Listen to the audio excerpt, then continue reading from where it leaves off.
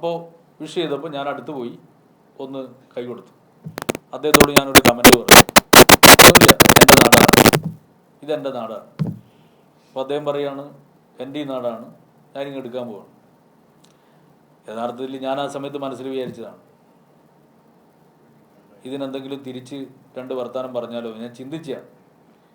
പിന്നെ വിചാരിച്ച് അതുപോലെ ഞാൻ ആവണ്ടെന്ന് കരുതി. എനിക്ക് പറയാൻ അറിയാത്ത ആളൊന്നും അല്ലല്ലോ ഞാൻ.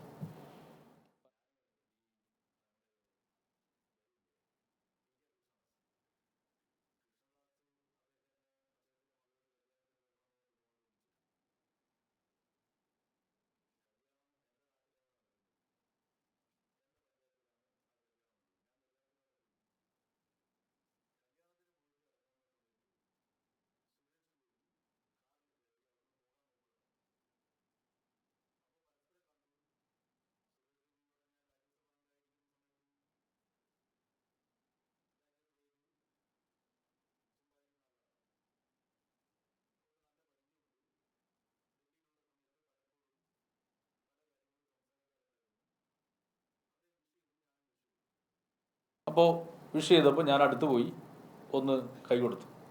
അദ്ദേഹത്തോട് ഞാനൊരു കമൻറ്റ് പറഞ്ഞു, ഒന്നുമില്ല, എൻ്റെ നാടാണ്, ഇതെൻ്റെ നാടാണ്. അപ്പോൾ അദ്ദേഹം പറയുകയാണ് എൻ്റെ ഈ നാടാണ്, ഞാനിങ്ങ് എടുക്കാൻ പോവാണ്. യഥാർത്ഥത്തിൽ ഞാൻ ആ സമയത്ത് മനസ്സിൽ വിചാരിച്ചതാണ്, ഇതിനെന്തെങ്കിലും തിരിച്ച് രണ്ട് വർത്താനം പറഞ്ഞാലോ ഞാൻ ചിന്തിച്ചാണ്. പിന്നെ വിചാരിച്ച് അതുപോലെ ഞാൻ ആവണ്ടെന്ന് കരുതി. എനിക്ക് പറയാൻ അറിയാത്ത ആളൊന്നും അല്ലല്ലോ ഞാൻ. പറയേണ്ടത് ഞാനങ്ങ് ചിരിച്ചു വിട്ടു.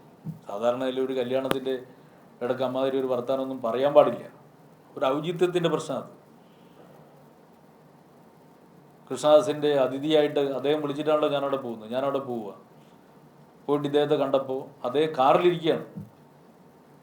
കാറിൽ കയറി പോകാൻ നോക്കുമ്പോൾ വേണമെങ്കിൽ കൈ കൊണ്ടൊരു ടാറ്റ പറഞ്ഞിട്ട് എനിക്കും അങ്ങ് ഇറങ്ങാം. പക്ഷെ ഞാൻ പോയിട്ട് അടുത്ത് പോയിട്ട് അദ്ദേഹത്തെ വിഷ് ചെയ്തു.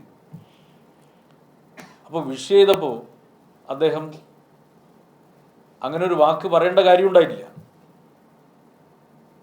വേണമെങ്കിൽ എനിക്ക് പറയാം, താൻ പൊക്കിയാലൊന്നും ഈ നാട് പൊങ്ങൂല എന്ന് വേണമെങ്കിൽ എനിക്ക് പറയാം. പക്ഷെ എൻ്റെ ഔചിത്യം കൊണ്ട് ഞാനൊന്നും പറഞ്ഞില്ല. ഇതാണ് യഥാർത്ഥത്തിൽ ഉണ്ടായ സംഭവം. പക്ഷെ എന്താ പ്രശ്നം?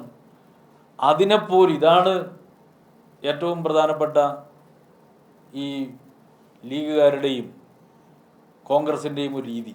ഞാൻ പറഞ്ഞല്ലോ, കുന്നോത്ത് പറമ്പ് യഥാർത്ഥത്തിൽ കോലീബി ഉണ്ടാക്കുക, എന്നിട്ട് മറ്റുള്ളവരുടെ മേലെ BJP-യുമായിട്ട് കോംപ്രമൈസ് ചെയ്യുന്നുവെന്ന് പ്രചരിപ്പിക്കുക, വർഗീയ പ്രചരണം നടത്തുക, എന്നിട്ട് മറ്റുള്ളവർ വർഗീയ പ്രചരണം നടത്തുന്നുവെന്ന് പ്രസംഗിക്കുക. ഇതൊരു പുതിയ തന്ത്രമാണ്. ഇതാർക്കും മനസ്സിലാവുന്നില്ല എന്ന് നിങ്ങൾ ധരിക്കണ്ട. വടകരയിൽ പരീക്ഷിച്ച ഒരു തന്ത്രമായിരുന്നു. വർഗീയമായി ജനങ്ങളെ തിരിവുണ്ടാക്കാൻ വേണ്ടി പറ്റുന്ന വിധത്തിൽ പ്രവർത്തിക്കുക, എന്നിട്ട് എതിരാളികൾക്കെതിരായിട്ട് അവരാണ് ഇത് ചെയ്യുന്നത് എന്ന് പറഞ്ഞ് ആക്ഷേപിക്കുക. എന്ന് പറഞ്ഞാൽ ഉത്സവപ്പറമ്പിൽ മാല മോഷ്ടിച്ച് ഓടുന്ന കള്ളൻ മറ്റുള്ളവരെ കള്ളൻ എന്ന് വിളിക്കുന്നത് പോലെയാണ് ഇപ്പോൾ കോൺഗ്രസ്സുകാരും ലീഗുകാരും പ്രചരണം നടത്തിക്കൊണ്ടിരിക്കുന്നത്. അതിൻ്റെ വേറൊരു സാമ്പിളാണ് ഈ കാര്യം.